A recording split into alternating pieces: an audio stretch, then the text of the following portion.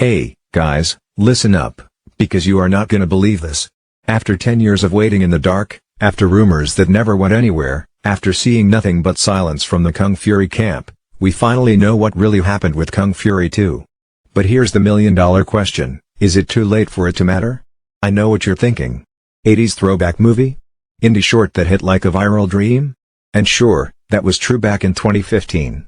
But times change. Trends fade. And here we are, in 2025, asking if the sequel to one of the wildest, most hilarious indie hits of the decade can still find its place. So let's dive into the story of Kung Fury 2. I'm talking about every heartbreak, every twist, and yes, every glimmer of hope that still lives inside this production. By the end of this video, you'll feel like you were right there through it all, and you'll know exactly why this sequel could still be the underdog we need. Stick around, because I promise, you're gonna feel this. First, let's go back to where it all began. Picture this, it's 2015, and an independent filmmaker named David Sandberg drops a 15-minute short that looks like it was ripped straight from a VHS tape found in your grandma's attic. Kung Fury hits the scene, and boom, it blows up overnight. You've got neon Miami backdrops, muscle-bound cops, a time-traveling fight with an evil Hitler clone, and a soundtrack featuring the Hasselhoff himself. It was the perfect, ridiculous love letter to 80s action flicks. People fell in love with the silliness and the heart behind it.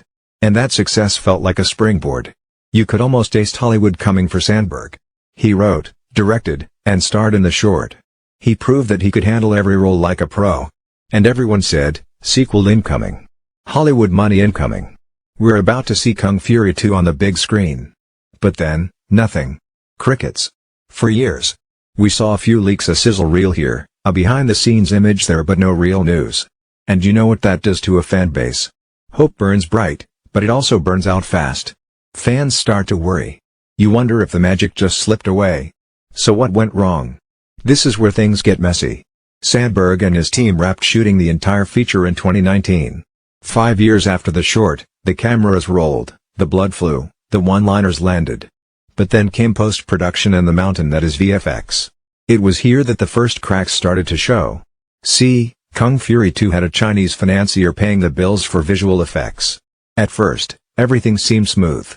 Sandberg paid artists and vendors, the VFX houses started work, and fans fantasized about bigger explosions, even more outrageous fight scenes, and maybe just maybe a cameo from Arnie or Fassbender, who were rumored to be on board. But production money started to dry up. Payments slowed. Then they stopped altogether. Sandberg went public about it. He told Variety how his financier vanished amid a corporate shuffle.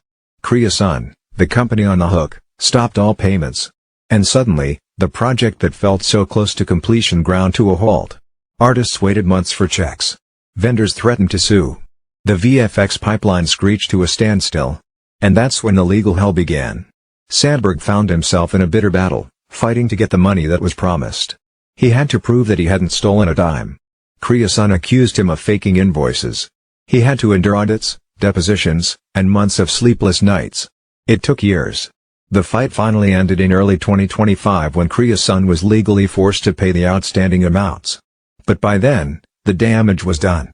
It wasn't just the stalled production. It was the emotional toll. Sandberg admitted that he fell into a deep depression. He said he just gave up for a while. He questioned his love for filmmaking. Can you imagine pouring your heart into a project, thinking you're on the verge of a breakout, only to hit a wall built by corporate greed? It's cruel. But here's the turning point. After the legal battle ended, Sandberg announced he was back. He's reignited the passion. He's raised some more funds, about $10 million more needed for final VFX touches. And he's committed to finishing what he started. That's the moment where I got chills, and I bet you will, too. Because independent spirit fighting against the odds? That's a story we all root for. Now, let's talk about the timing. The 80s nostalgia trend has peaked and maybe even passed its high point. Remember when Stranger Things and Cobra Kai had everyone dusting off their denim jackets? Kung Fury 2 was supposed to ride that wave in 2019 or 2020. But we're 5 years past that. So, the question, can a Blade Runner meets Miami Vice fantasy with neon ninjas still connect with audiences in 2025? I think it can, and here's why. 1. Nostalgia never really dies. It just evolves. Fans of 80s culture are still out there, hungry for new takes, especially ones that feel fresh and genuine, not cash grabs. 2. Streaming platforms love unique indie properties with cult followings. Netflix, Amazon, maybe even a smaller streamer they'll pay to host something that grabs headlines. And 3, the core of Kung Fury is more than neon and kung fu jokes. It's about celebrating creativity, doing bold work with limited resources, and having fun. That energy resonates beyond any specific decade. Imagine final VFX that combine retro pixel effects with cutting-edge CGI. Think about a soundtrack that mixes synthwave with modern beats. Picture Sandberg's humor, those razor-sharp one-liners landing in a world hungry for light-hearted escapism right now. I can see a new generation of viewers falling in love. But of course, risk remains. If the final product feels dated or half-finished, fans will be disappointed. If it costs too much to finish and sits in limbo again, we might see history repeat itself. Yet, Sandberg's renewed dedication gives me hope. Here's my take: Kung Fury 2 is a gamble worth making. It has the cult behind it, the talent on board, and the creative spark needed to stand out. If Sandberg pulls this off, it'll be an indie triumph that beats the odds and reminds Hollywood that big movies don't always start in a writer's room, they start in a garage with a camera and a dream. Now, I want to hear from you. Are you excited to see Kung Fury 2? Do you think it still matters? Drop your thoughts in the comments. Let's build the hype train together. If you've been waiting since the trailer leak, tell me what you hope to see. If you're new and curious, say I'm in. Let's make this community the loudest fan base on the internet. And you know what else feels incredible? Thinking about all of us, right now, sharing this moment together. Picture a midnight watch party. We fire up the premiere, fingers crossed the VFX come through, and we're all in chat, spamming fire emojis as Kung Fury bursts through time once more. That community energy? It's electric. It's the same buzz I felt the first time I watched the original short in a tiny theater with a handful of friends. We laughed until our sides hurt. We cheered when the credits rolled. That feeling never gets old. And here's another thing to consider: Kung Fury 2 could inspire a whole new wave of indie creators. Think about it, Sandberg did this on a shoestring budget, refused to sell out, and kept pushing. That's the kind of story that lights a fire under anyone with a camera and a dream. It says, hey, you can do it, too. If this sequel nails it, it won't just be a movie, it'll be a movement. So let's talk specifics. What do we want from Kung Fury 2? For me, it's got to lean hard into the absurdity. I want over-the-top fight scenes where the laws of physics take a vacation. I want villains more ridiculous than Nazis with swords like evil cyber pirates or time-traveling disco zombies. And I want cameos that make us do double takes. Fassbender swinging a katana? Schwarzenegger dropping one-liners about temporal paradoxes? Yes, please. But I also want some heart. I want a moment where Kung Fury looks out over that neon skyline, breathing hard after a big fight, and you see the weight of responsibility on his face. Maybe he's the hero who saves the world, but he's also a guy who just wants to tell jokes and drink synth-pop-infused smoothies in peace. That contrast blasts you to the past, action mixed with genuine emotion. That's the magic recipe. Here's another question: how will Sandberg finance those final VFX shots? He's talked about crowdfunding, maybe a special edition release on Blu-ray loaded with extras.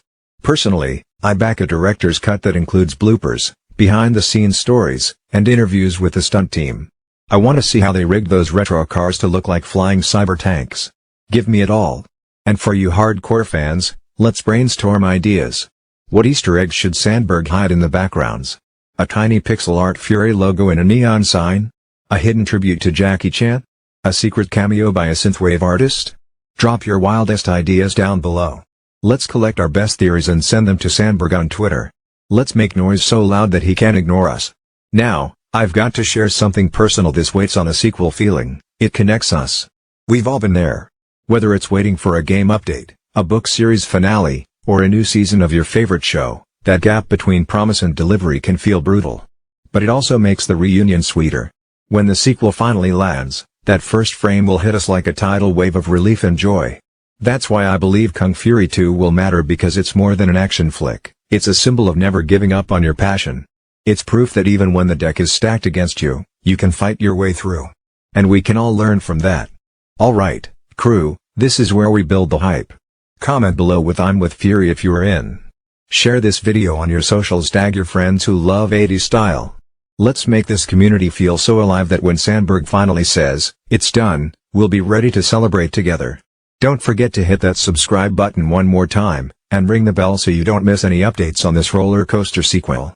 Until next time, Keep that 80s spirit burning bright. Stay curious, stay creative, and above all, stay true to the underdog in you. We'll meet back here, same time, same channel, for every twist and turn this wild ride brings. Can't wait to see you all then. Peace.